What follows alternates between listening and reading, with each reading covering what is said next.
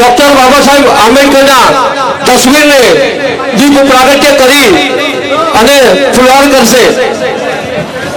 અહીંયા કનૈયા કુમાર આપનું હાર્દિક સ્વાગત કરીએ છીએ। અહીંયા मोदी साहब तुम आगे बढ़ो, मोदी साहब तुम आगे बढ़ो। અહીંયા આપણા યુવા નેતા ડોક્ટર બાબા સાહેબ આંબેડકરની તસવીરને દીપ પ્રાગટ્ય કરી અને લોકલાડીના ધારાસભ્ય પણ દીપ પ્રાગટ્ય કરી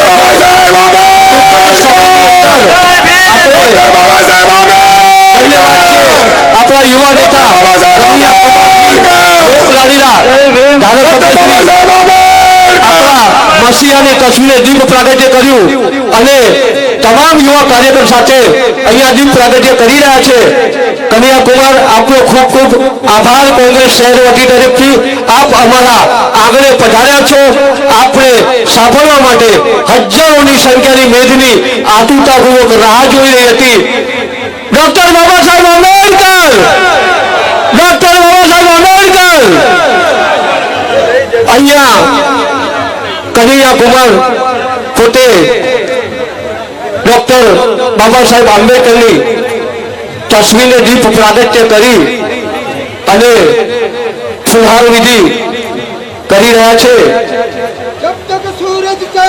बाबा साहेब आंबेडकर अमर रहो, जब तक सूरज चांद रहेगा बाबा तेरा नाम रहेगा। जब तक सूरज चांद रहेगा बाबा तेरा नाम रहेगा। जब तक सूरज चांद रहेगा बाबा तेरा नाम रहेगा। जब तक सूरज चांद रहेगा बाबा तेरा नाम रहेगा। जब तक सूरज चांद रहेगा बाबा तेरा नाम रहेगा। डॉक्टर बाबा साहेब आंबेडकर अमर रहो, डॉक्टर बाबा साहेब आंबेडकर अमर रहो, डॉक्टर बाबा साहेब आंबेडकर अमर रहो, डॉक्टर बाबा साहेब आंबेडकर अमर रहो, डॉक्टर बाबा साहेब आंबेडकर अमर रहो, डॉक्टर बाबा साहेब आंबेडकर अमर रहो।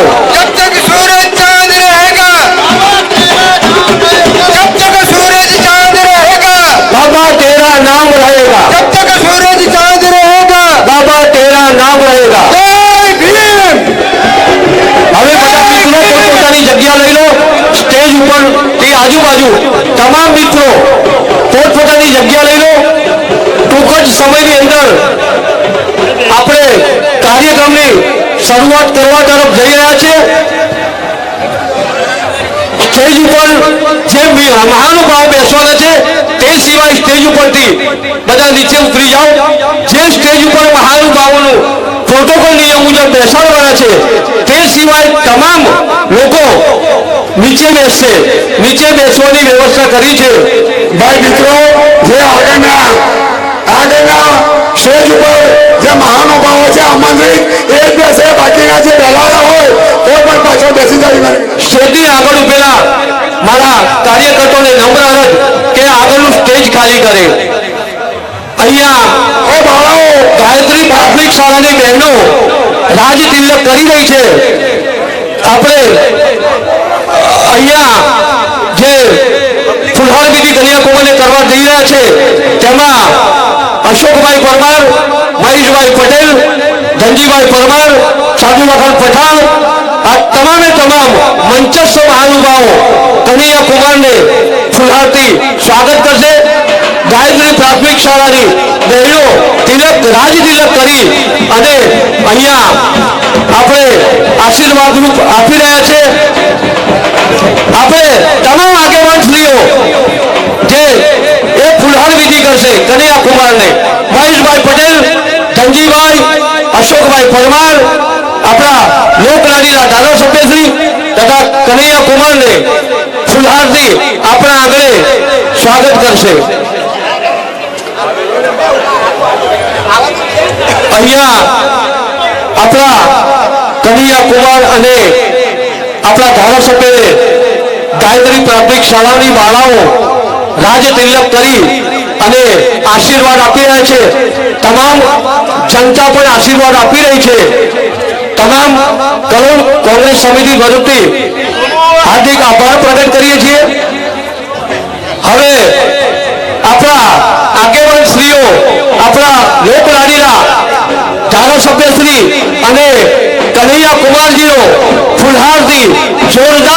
કરી રહ્યા છે અશોકભાઈ આગેવાનશ્રીઓ દ્વારા, તમામ કોંગ્રેસના મંચસ્થ મહાનુભાવો દ્વારા કનૈયા કુમાર અને ધારાસભ્યશ્રીનું ભવ્ય સ્વાગત કરી રહ્યા છે. આપ તમામ કોંગ્રેસના કાર્યકર્તાઓનો ખૂબ ખૂબ આભાર. આપણે આગળ જે પધાર્યા છે મહેમાનોનો પણ હવે અહીંયા કનૈયા કુમાર અને લોકલાડીના ધારાસભ્યનું યુથ કોંગ્રેસ દ્વારા સ્વાગત કરવામાં આવશે. સ્ટેજની આગળ ઉભેલા તમામ કાર્યકર્તા મિત્રોને નમ્ર અરજ કે સ્ટેજની આગળ પોતાની જગ્યા છોડે. યુથ કોંગ્રેસ દ્વારા કનૈયા કુમારનું તથા લોકલાડીના ધારાસભ્યનું હાર્દિક સ્વાગત રવિભાઈ રૂપાણીના નેજા હેઠળ તમામ યુવા યુથ કોંગ્રેસ તરફથી કનૈયા કુમાર અને ધારાસભ્યશ્રીનું સ્વાગત કરી રહ્યા છે. અહીંયા તમામે તમામ યુથ કોંગ્રેસ સમિતિના તમામ કાર્યકર્તાઓનો કોંગ્રેસ શહેર વતી આભાર પ્રગટ કરીએ છીએ. આભાર રવિભાઈ રૂપાણી અને આપણી ટીમ. અહીંયા આપણો કાર્યક્રમ ઝડપથી ચાલુ થાય અને આપણા યુવા નેતાને સાંભળવાની તક મળે તો સ્ટેજની આગળ ઉભેલા તમામ મારા કાર્યકર્તાઓને નમ્ર અપીલ છે કે તેઓ પોતપોતાની જગ્યાએ નીચે બેસી જાઓ. આપણે ટાઈમનો અભાવ હોવાથી અહીંયા ગેલાભાઈ તલવાર દ્વારા કુમારનું સ્વાગત કરે છે. ગેલાભાઈ દ્વારા તલવારથી સ્વાગત કરી રહ્યા છે.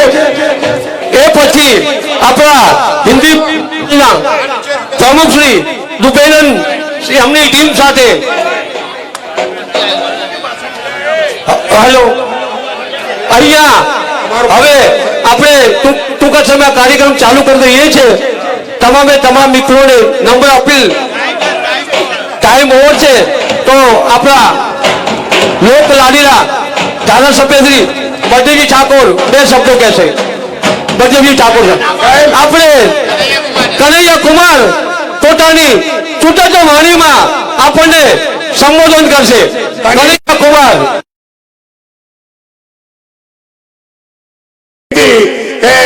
ટાઈમનો અભાવ છે પણ ફુલાર સાહેબ બહુ લાયા છે એટલે બધાને ફુલાર કરવાની ઈચ્છા છે પણ ટાઈમ નથી એટલે બધાને માફ કરીએ છીએ ભાઈ, બધાને માફ કરીએ છીએ. હવે તમામે જનતાનું પણ તાકડીઓથી અમે સ્વાગત કરીએ છીએ. હવે આપણા યુવા નેતા કનૈયા કુમાર પોતાની આગવી છટામાં આપણની કલોલની જનતાને સંબોધશે. કનૈયા કુમાર અમારા કલોલમાં આપણું હાર્દિક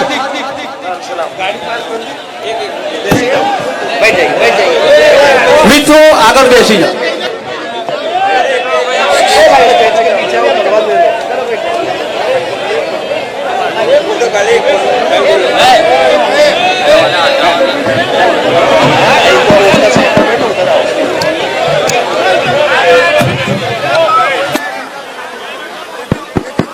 इससे बात करें, કરાવજો सब पे काम करेगा. એક મિનિટ ભાઈ, સોનુભાઈ એ ફુલાર લાગી જાઓ.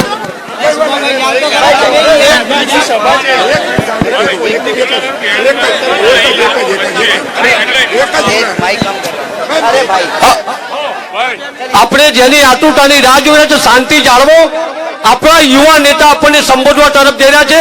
આપણે પોતે સંયમ રાખી અને બેસો શાંતિથી. કનૈયા કુમારજી આપને નમ્ર અરજ કે આપનું વક્તવ્ય શરૂ કરે.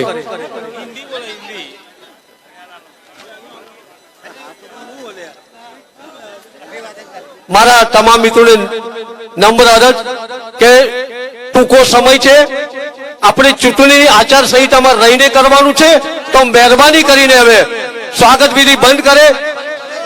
સ્વાગત વિધિ બંધ કરે.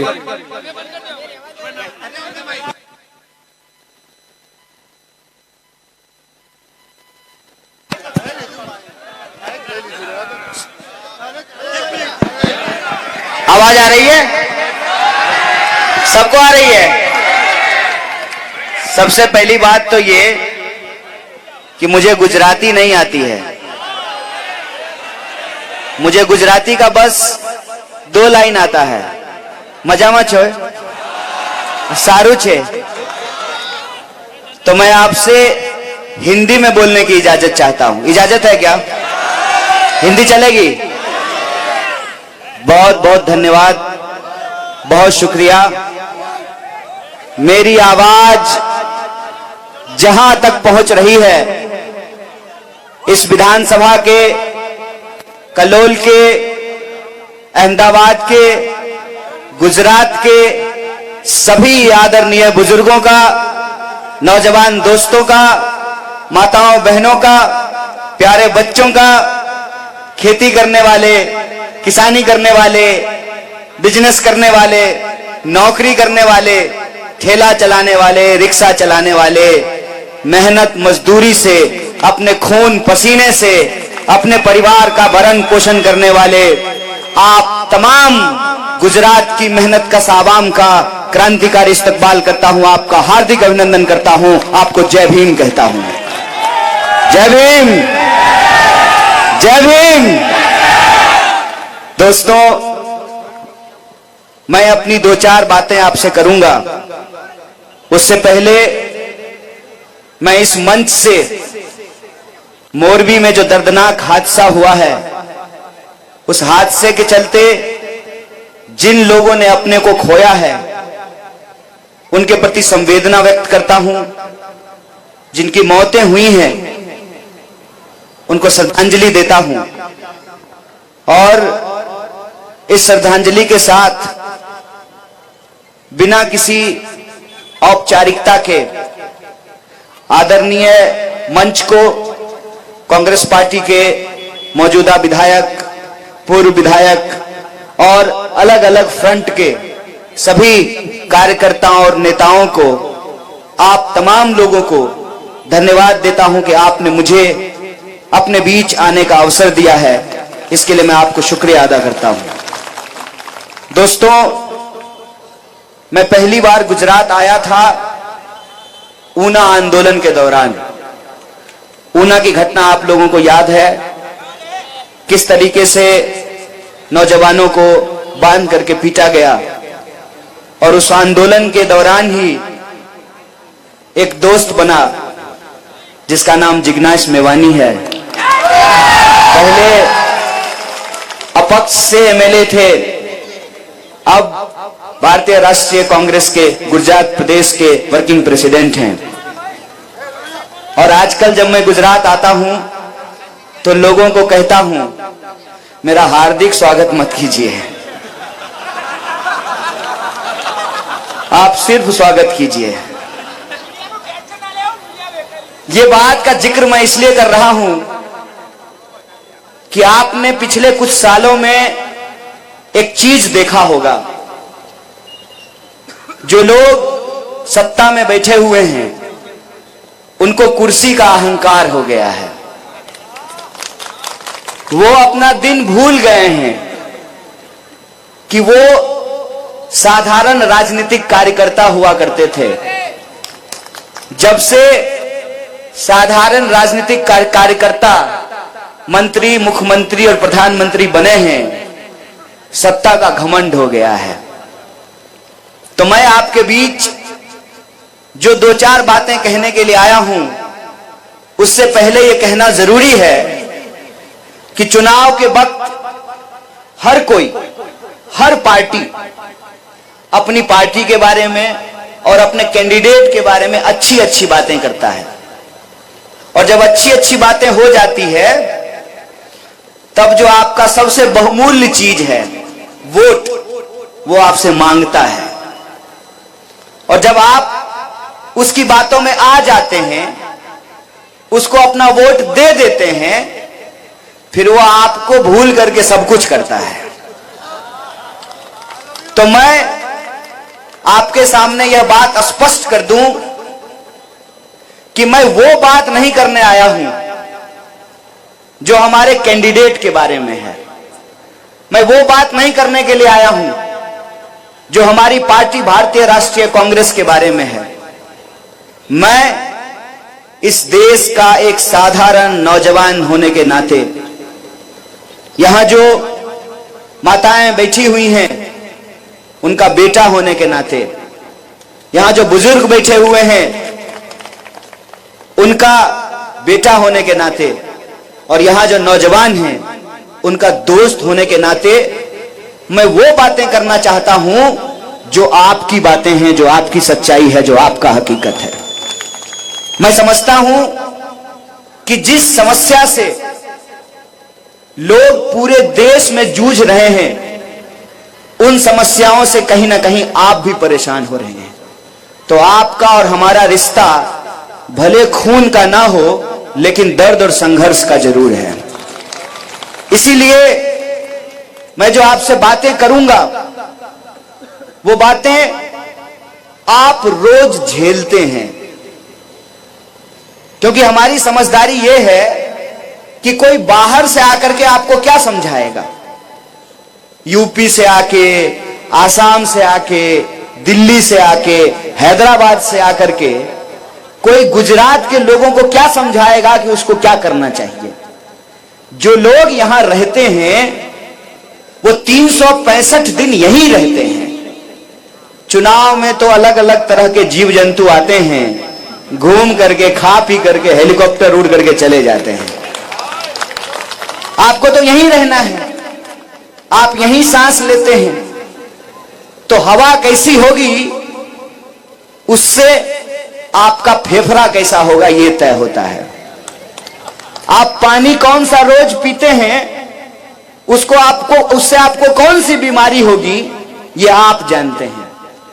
आपकी गली की सड़कें बनी हैं कि नहीं बनी हैं, पीने का पानी मिलता है कि नहीं मिलता है, बिजली आती है कि नहीं आती है, स्कूल में पढ़ाई होती है कि नहीं होती है, किसानों को उनके फसल का दाम मिलता है कि नहीं मिलता है, मजदूर को मजदूरी मिलती है कि नहीं मिलती है, पढ़ने लिखने के बावजूद बच्चों को नौकरियां मिलती हैं कि नहीं मिलती है, नौकरी मिलती है तो ठेके पे मिलती है कि परमानेंट मिलती है, वो आप जानते हैं।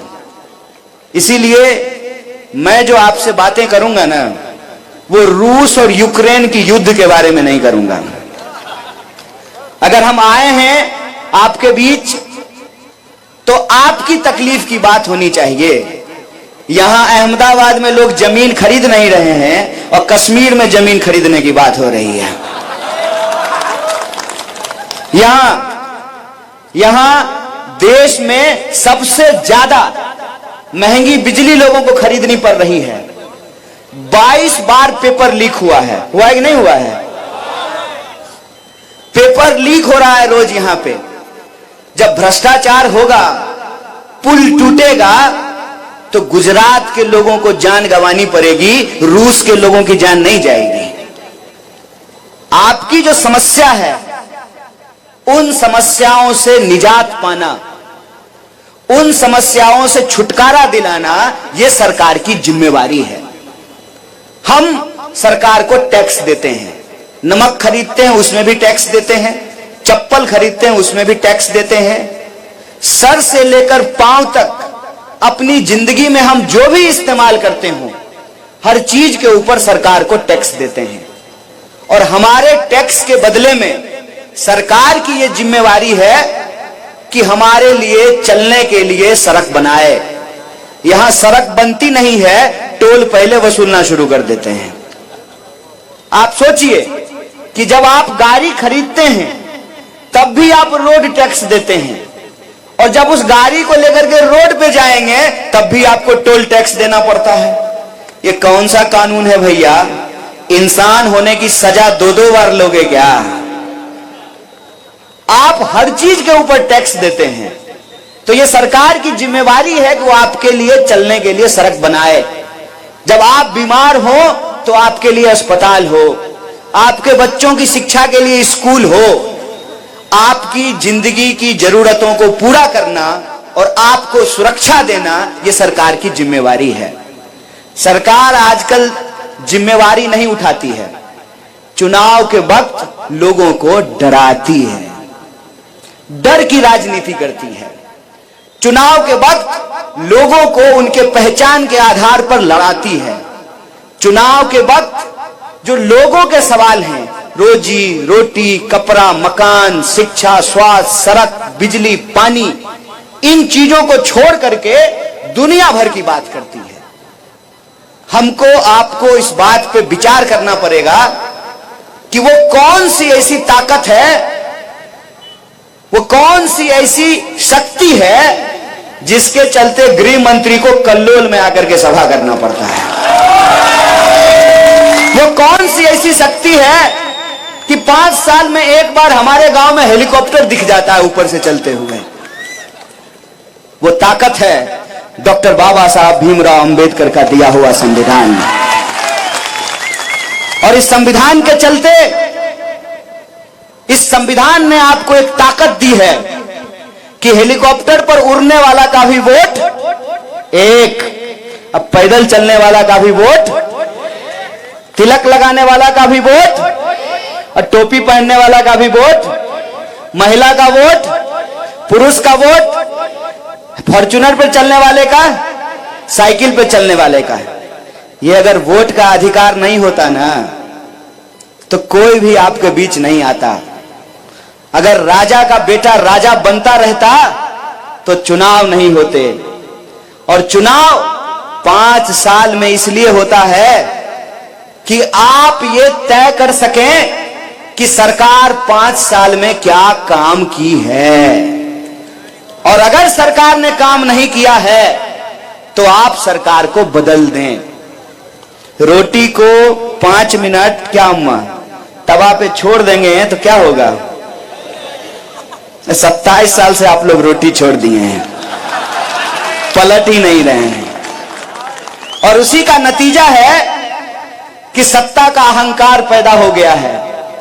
वो ये भूल गए हैं कि लोकतंत्र में सरकार चुनने का अधिकार जनता को होता है। टीवी स्टूडियो में सरकार नहीं बनता है। टीवी स्टूडियो में सरकार बन रहा है।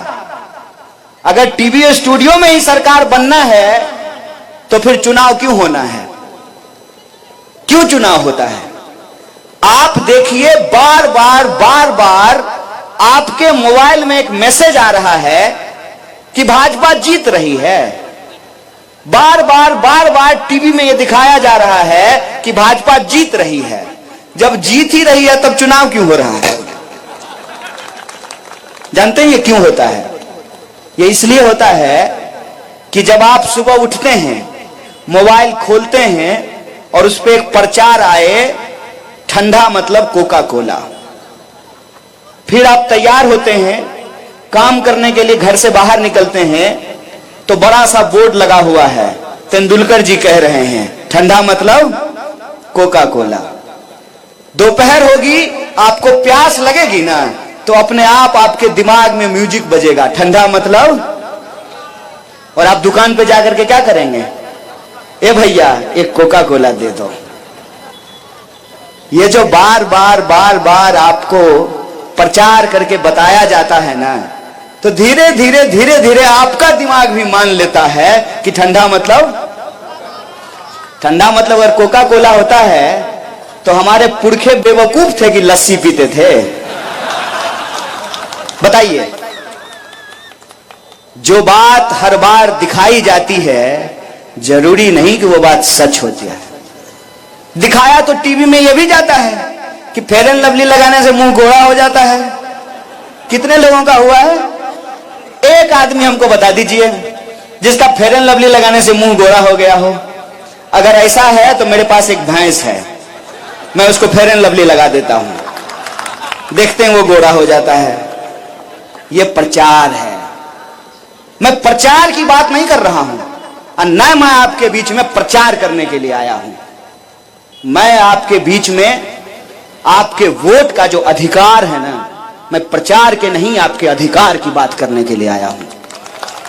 और यह अधिकार अगर हमारे पास नहीं होता ना तो रास्ते में हमको मिले थे जय शाह के पप्पा, जा रहे थे सायरन बजाते हुए, वहीं करते हुए, तो वो मुझे जेल में डाल देते।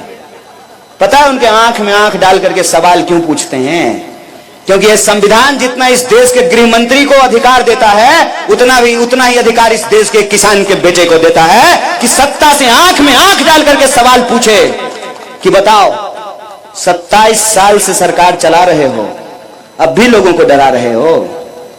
2022 में चुनाव हो रहा है, 2002 का गाना क्यों बजा रहे हो? क्यों 2002 का गाना बजा रहे हो? इसलिए बजा रहे हो ना, 2022 में 2002 का गाना इसलिए बजाया जा रहा है ताकि कोरोना की बात भूल जाए। ये गाना इसलिए बज रहा है ताकि कोरोना की बात नहीं हो, ताकि लोग ये सवाल नहीं पूछें कि कोरोना में गुजरात के अंदर 4 लाख लोगों को अपनी जान गंवानी पड़ी, कौन है इसके लिए जिम्मेवार? आपको हम टैक्स दे रहे हैं ना, हर चीज पे टैक्स दे रहे हैं। आपको हम टैक्स दे रहे हैं तो हमको ऑक्सीजन का सिलेंडर क्यों नहीं मिल रहा है? अहमदाबाद के सिविल अस्पताल में जब लोग तड़प रहे थे तो उनको ऑक्सीजन का सिलेंडर क्यों नहीं मिल रहा था? रोगियों के लिए एम्बुलेंस क्यों नहीं मिल रहा था? और जिनकी दर्दनाक मौतें हुई उनको कब्रिस्तान और शमशान में जगह क्यों नहीं मिल रहा था? कौन लेगा इसकी जिम्मेवारी? कोई तो होगा इसके लिए जिम्मेवार, और उसकी जिम्मेवारी नहीं तय की जा सके, इसीलिए क्या किया गया है? नई बोतल में पुराना शराब परोसा गया है। एक सवाल आप हमको पूछ करके बताइएगा, अपने मन में भी सोचिएगा कि 3 मुख्यमंत्री बदल दिए गए। साहब, मुख्यमंत्री ऐसे बदलते हैं जैसे लोग शर्ट बदलता है। यह प्रश्न पूछा जाना चाहिए ना कि आनंदीबेन पटेल अच्छी मुख्यमंत्री थी कि नहीं? किसी भी भाजपा के कार्यकर्ता को बुला करके पूछिएगा, आएगा ना वोट मांगने के लिए, कहिएगा ए भाई इधर आ जाओ, बैठो, चाय पियो, आओ हम भी चाय पर चर्चा करते हैं। बताओ बताओ कि आनंदीबेन पटेल को मुख्यमंत्री पद से क्यों हटा दिया? खराब थी, अच्छा काम नहीं कर रही थी। अगर अच्छा काम नहीं कर रही थी तो राज्यपाल क्यों बना दिए? क्यों बनाया राज्यपाल? और अच्छा काम कर रही थी तो हटा क्यों दिए? रूपानी जी को मुख्यमंत्री क्यों बनाए? अगर अच्छा काम कर रहे थे तो हटाया क्यों? और अगर बुरा काम कर रहे थे तो पार्टी से निकाला क्यों नहीं? सिर्फ एमएलए का टिकट क्यों काटा? पार्टी से बाहर कर देते। एक आए हैं भोपा भाई। भोपा भाई को मैं एक दिन प्रधानमंत्री के कार के पीछे दौड़ते हुए देखा और एसपीजी वाला उनको साइड कर रहा था। अहमदाबाद जब मैं आया तो मैं भाजपा का पोस्टर देख रहा था, पोस्टर में भी उनको साइड कर दिया गया है। आप बताइए, गुजरात के मुख्यमंत्री का क्या नाम है? याद है ना कि भूल गए? नरेंद्र मोदी देश के प्रधानमंत्री हैं, गुजरात के मुख्यमंत्री नहीं हैं। गुजरात के मुख्यमंत्री का नाम है भूपेंद्र पटेल। यह अदला बदली क्यों हो रहा है? यह अदला बदली इसलिए हो रहा है ना कि आप तय ही नहीं कर सकें कि गुजरात में जो भ्रष्टाचार पैदा हुआ है, जिसके चलते मोरबी की दर्दनाक हादसा हुई है, 22 बार पेपर लीक हुए हैं, किसानों को आत्महत्या करनी पड़ रही है, 45 साल में सबसे ज्यादा बेरोजगारी है, जीएसटी और नोटबंदी के चलते छोटे व्यापारियों को नुकसान हुआ है, इसकी जिम्मेवारी न तय की जा सके। इसीलिए अदला बदली हो रही है ताकि यह झूठ बोला जा सके। हर मंच में जाकर के जैसा का पप्पा बोल रहा है कि तुमको जो है मंत्री बना देंगे। अरे भाई, कितना मंत्री बना दोगे? अव्वल तो सरकार आएगी तब ना मंत्री बनाओगे, बिना सरकार आए ही मंत्री बना दोगे। गुजरात की सरकार बीसीसीआई थोड़ी है कि अपने बेटा को सेक्रेटरी बना दोगे। जनता वोट देगी तब ना, बहुमत आएगा तब ना, सरकार बनेगी तब ना। हर एमएलए को जाकर के, अभी वो एमएलए हुआ भी नहीं है, मंच में जाके कह रहे हैं कि इसको वोट दीजिए तो हम इसको जो है मंत्री बना देंगे। अरे भाई, ये बताओ ना कि घड़ी बनाने वाली कंपनी को पुल बनाने का ठेका क्यों दिया? ये बताओ, ये बताओ कि प्रश्न पत्र लीक कैसे हो रहा है? ये बताओ कि किसानों को उनके फसल का दाम क्यों नहीं मिल रहा है? ये बताओ कि यहां पे कुपोषण क्यों है? ये बताओ कि नौजवानों को रोजगार क्यों नहीं मिल रहा है? अव्वल तो ये बताओ कि 400 का सिलेंडर 1000 रुपए में क्यों बिक रहा है? प्रधानमंत्री का एक भाषण सुन रहे थे। प्रधानमंत्री जी को हम बहुत प्यार करते हैं, आपको मालूम है कि नहीं? I love him. नहीं, सीरियसली बोल रहे हैं। पता है क्यों? क्योंकि ये इस इंसान के चलते संभव हो पाया है, डॉक्टर बाबा साहब भीमराव अंबेडकर के चलते।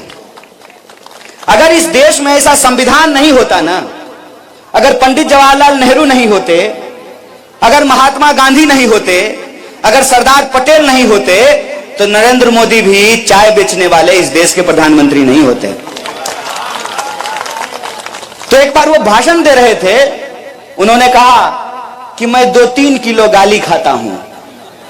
महाराज साहेब, आप तो गाली खा लेते हैं, आप बताइए कि हम थाली कैसे खाएं? हमारे थाली में कैसे 200 रुपए नींबू खरीद करके हम खाएं? कैसे 250 रुपए किलो दाल खरीद के खाएं? कैसे 250 रुपए किलो तेल खरीद के खाएं?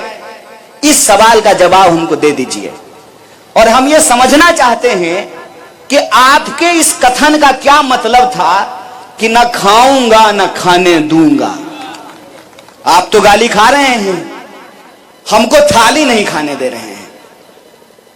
यही जब चर्चा हो रही थी तो भाजपा का मेरा एक दोस्त बोला, देखो छोटी छोटी बातें मत करो, छोटा बात मत बोलो। महंगाई बहुत छोटी बात है उनके लिए, बड़ी बड़ी बातें करो। बड़ी बातें मतलब रूस की बात, यूक्रेन की बात, बड़ी बातें करो। हम बोले बड़ी बातें कर तो लेंगे, लेकिन उससे हमारे जीवन पे असर क्या पड़ेगा ये बताओ। उन्होंने कहा कि कुछ मत कहो, प्रधानमंत्री जी यूक्रेन का युद्ध बंद कराने में बिजी हैं। हम बोले प्रधानमंत्री जी यूक्रेन का युद्ध बंद करा रहे हैं, 1000 रुपए सिलेंडर के चलते हमारा चूल्हा बंद हो रहा है। आप तय कर लीजिए। मैंने आपको पहले ही कह दिया, मेरी ये हैसियत नहीं है कि मैं आपको समझाऊं। अरे हमारी हालत तो खुद ही खराब है। बिहार यूपी से आकर के यहां अहमदाबाद में रोजगार लेते हैं, तो हम आपको क्या कहेंगे? लेकिन आप सोचिए, आपके ही नाम पर, गुजरात के नाम पर, जहां पर महान मोहनदास करमचंद गांधी पैदा हुए, सरदार वल्लभ भाई पटेल पैदा हुए, एक से एक संत और महात्मा पैदा हुए, उस महान भूमि के नाम पर जो धोखा हुआ है ना साहब, उस धोखा का जवाब अगर कोई दे सकता है तो गुजरात की जनता दे सकती है। और यह जिम्मेवारी आपके कंधे पे है कि आपको तय करना पड़ेगा कि जब चुनाव हो रहा है और लोकतंत्र में चुनाव हो रहा है, जनता को अगर चुनाव करना है तो यह चुनाव किस मुद्दे पर होगा। अगर इस देश के गृह मंत्री को अपने बेटा के भविष्य के बारे में सोचने का अधिकार है, तो जूता सिलने वाले को भी अपने बच्चे के बारे में सोचने का अधिकार है। अगर मंत्री बनने से किसी का बेटा टैलेंटेड हो सकता है, बीसीसीआई का सेक्रेटरी हो सकता है बिना क्रिकेट खेले ही, तो इस देश के आम लोगों को भी यह अधिकार है कि उसके बच्चे को शिक्षा मिले और शिक्षा लेने के बाद उसकी योग्यता के आधार पर उसको काम मिले ताकि वो आत्मसम्मान से अपनी जिंदगी को जी सके। सारे मुद्दे गायब कर दिए गए हैं। महंगाई की कोई बात नहीं हो रही है, बेकारी की कोई बात नहीं हो रही है, किसानों के आत्महत्या की कोई बात नहीं हो रही है, महिला सुरक्षा की बात नहीं हो रही है। कहां से होगी महिला सुरक्षा की बात? देश में 16 मिनट में एक महिला के साथ बलात्कार होता है और देश के गृह मंत्री लॉ एंड ऑर्डर की बात कर रहे हैं। कहां से होगी महिला सुरक्षा की बात जब सरकार में बैठे हुए लोग बलात्कारियों को संस्कारी बताएंगे? तो आप बताइए कि महिला सुरक्षा की बात कैसे होगी? इसीलिए यह जिम्मेवारी आपके कंधे पे है। आपको यह तय करना है कि गुजरात के चुनाव से क्या संदेशा जाना चाहिए। जब मैं आ रहा था तो एक पत्रकार ने पूछा कि आपके हिसाब से गुजरात में क्या होगा। हमने कहा कि गुजरात में सिर्फ 2 चीज हो सकती है। एक तो जो चल रहा है ना वही चलेगा, जो हो रहा है वही होगा। दूसरा, गुजरात में परिवर्तन होगा, और गुजरात में परिवर्तन अगर कोई कर सकता है, और यह बात मैं नहीं कह रहा हूं, यह बात भाजपा को पता है कि गुजरात में परिवर्तन अगर कोई पार्टी कर सकती है तो उस पार्टी का नाम भारतीय राष्ट्रीय कांग्रेस है। और 2017 के चुनाव में आप लोगों ने देखा है कि कैसे 200-400 के चलते सरकार बनते बनते रह गई। इसीलिए परिवर्तन करना है, उसका निर्णय आपको लेना है। 27 साल में जो हो रहा है वही होता रहे, उसका निर्णय भी आपको लेना है। अगर परिवर्तन करना है तो एक बात हमको समझनी पड़ेगी कि समाज में दो तरह के मत हैं, दो तरह के मत हैं। एक मत है जिसको अगर आप इतिहास के दृष्टिकोण से देखना चाहते हैं तो वो मत सरदार वल्लभ भाई पटेल का गुजरात मॉडल चाहता है। दूसरा मत है जो जय शाह के पप्पा का गुजरात मॉडल चाहता है। दो मत हैं। पहले मत के हिसाब से मोरबी में जो घटना हुई उसमें सरकार की कोई जवाबदेही नहीं है। जय शाह का पप्पा मॉडल वाला कि चोर को भगा दिए और चौकीदार को जेल में डाल दिए, यही हुआ ना। दूसरा जो मत है उसके हिसाब से भ्रष्टाचार हुआ और इसमें सरकार की लापरवाही है। जो सरकार की कोई जवाबदेही नहीं मानते हैं वो एक तरफ हैं, उनका आप कुछ नहीं कर सकते हैं। आप कितना भी बीन बजा लीजिए उनके ऊपर कोई असर नहीं होने वाला है, क्योंकि जो सो रहा है उसको जगा दीजिएगा हिला डुला के, और जो सोने का नाटक कर रहा है, क्या रे बुतरू, स्कूल जब जाने का मन नहीं होता है तो जबरदस्ती सोने का नाटक करते हो ना। जो सो रहा है उसको आप जगा देंगे, जो सोने का नाटक कर रहा है उसको आप नहीं जगा सकते हैं।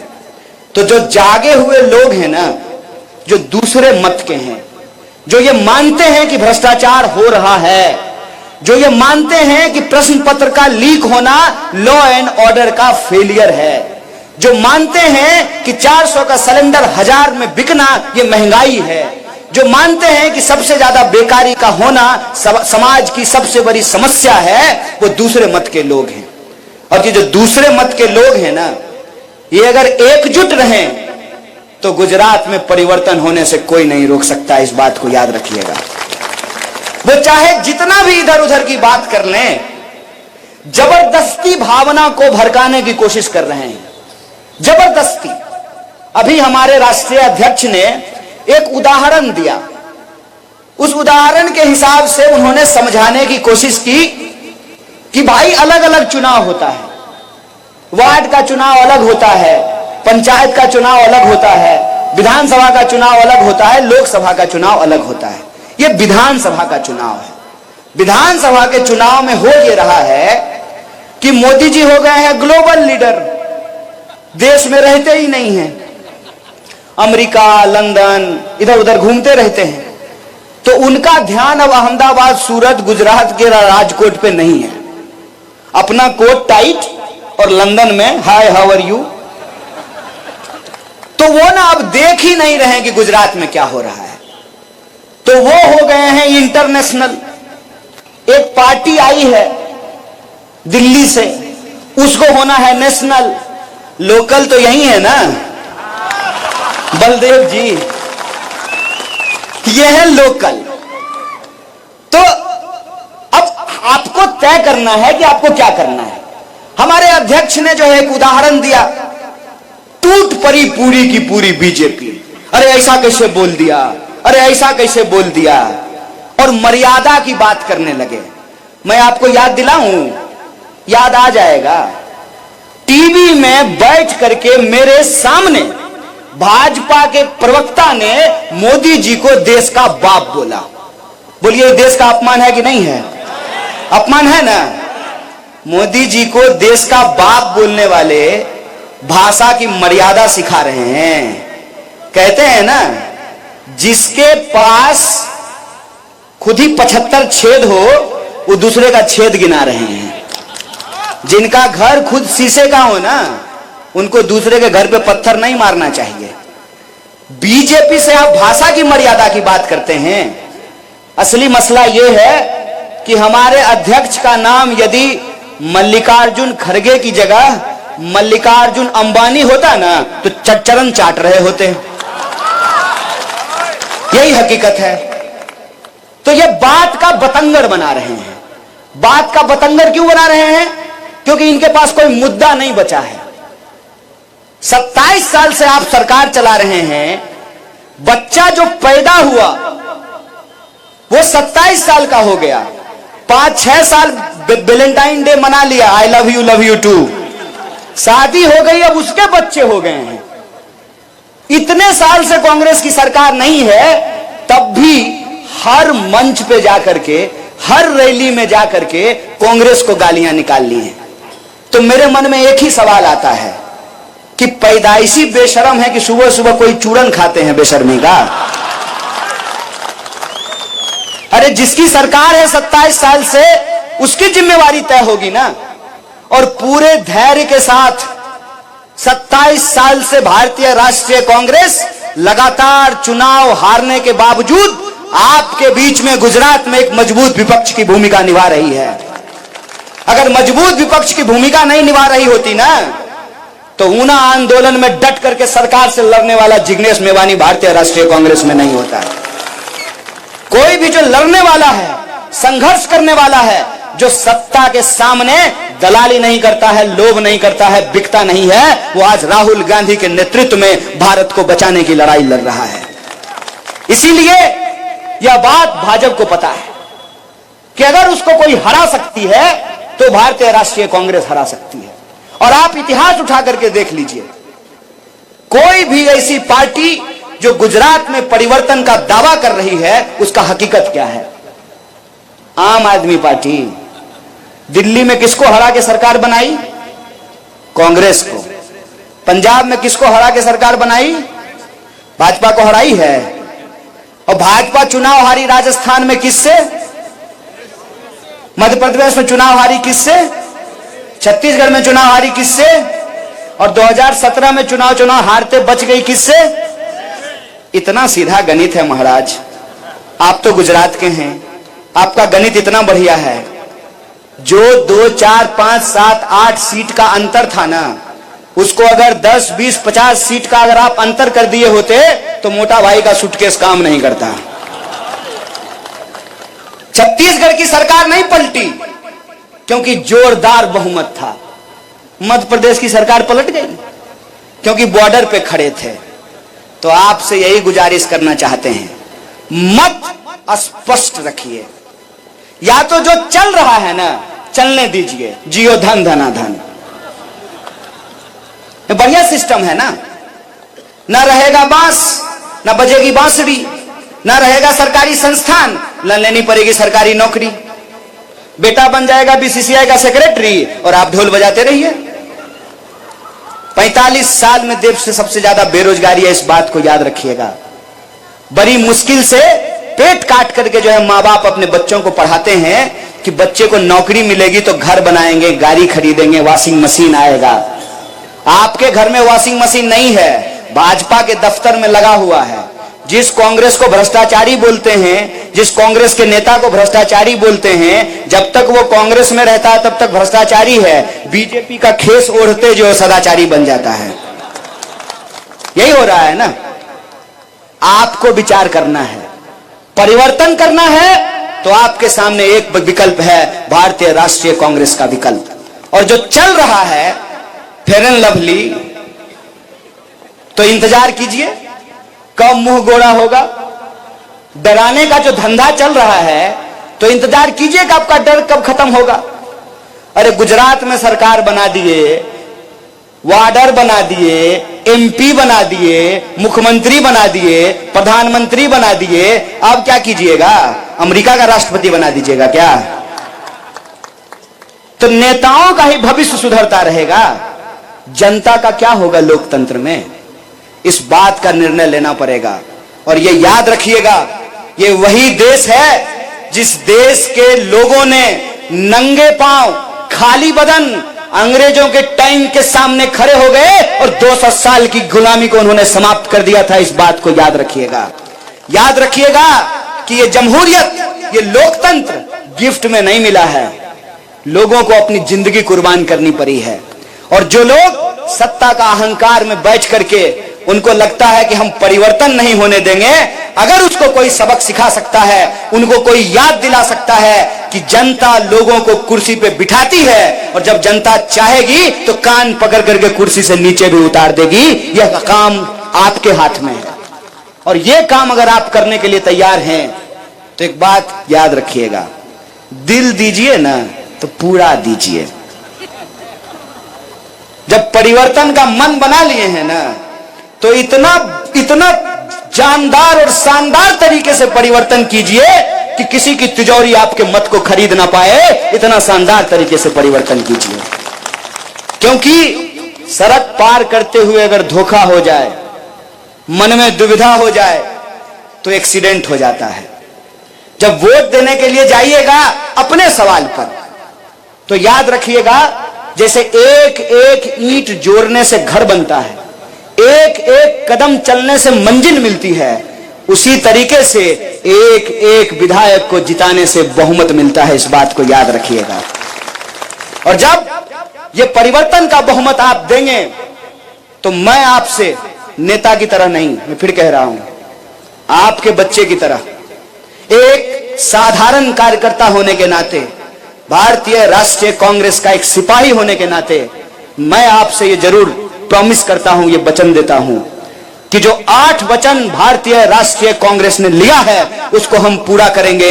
300 यूनिट बिजली फ्री मिलेगी, जो लोग कॉन्ट्रैक्ट पे काम कर रहे हैं उनको परमानेंट नौकरी मिलेगी, पुराना पेंशन बहाल करेंगे, किसानों को मुआवजा मिलेगा, जिन लोगों को जान गंवानी पड़ी है उनको मुआवजा मिलेगा, और जो खतरनाक बीमारी से जूझ रहे हैं उनका मुफ्त इलाज करेगा। जो रोजी रोटी, कपड़ा, मकान, शिक्षा, स्वास्थ्य, बिजली, पानी का सवाल है, उसको राजनीति के केंद्र में लाएंगे, नफरत को हराएंगे, मोहब्बत को जिताएंगे। इसी आशा और विश्वास के साथ कि आप निर्णय लेंगे और गुजरात में परिवर्तन होगा। देश ही नहीं, पूरी दुनिया देख रही है कि सरदार की धरती और गांधी की धरती से एक मोहब्बत का संदेशा आने वाला है। इसी आशा और उम्मीद के साथ एक बार फिर से आप तमाम लोगों का, जिन लोगों तक हमारी आवाज पहुंच रही है, आपको बहुत बहुत धन्यवाद, शुक्रिया। इनकलाब जिंदाबाद। जय हिंद, जय गुजरात। बहुत धन्यवाद कन्हैया कुमार जी।